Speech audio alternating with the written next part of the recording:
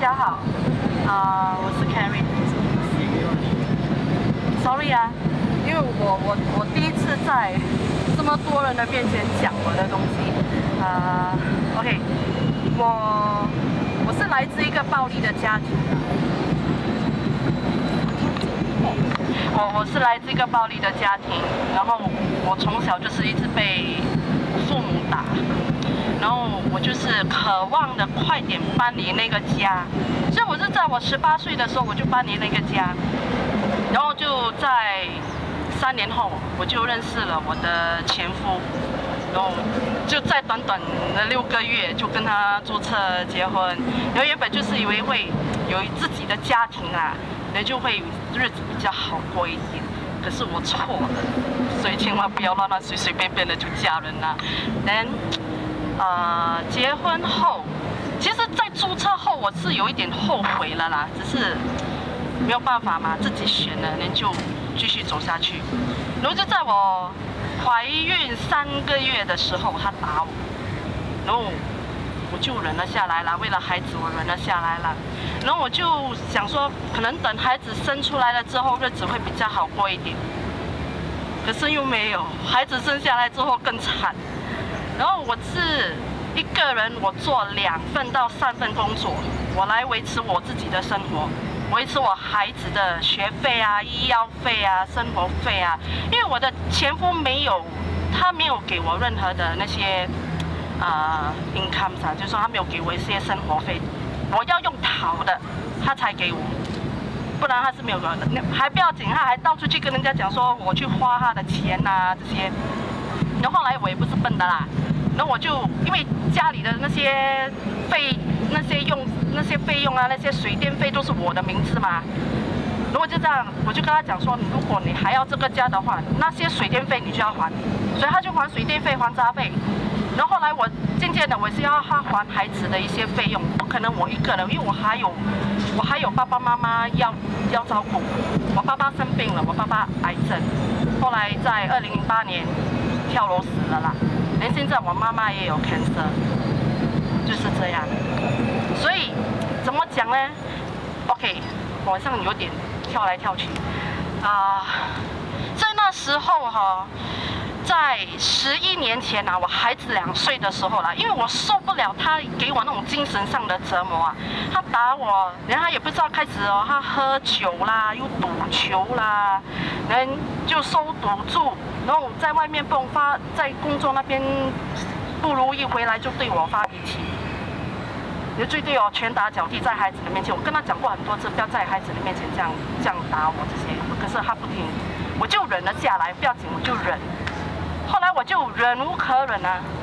就有一次，我就带着我的孩子，因为我看到 Rebecca 的那个新闻，他就这样推孩子下楼，我就想到我那时候我儿子2岁的时候，我差点就抱他去12楼嘞，我跟他讲我妈咪受不了了的，因为我又不舍得他嘛，对不对？我怕我等下我丢他一个人跟着爸爸，日子不懂要怎么过。所以我就想说把他丢下去，我自己也跳下去。然后我就跟他讲，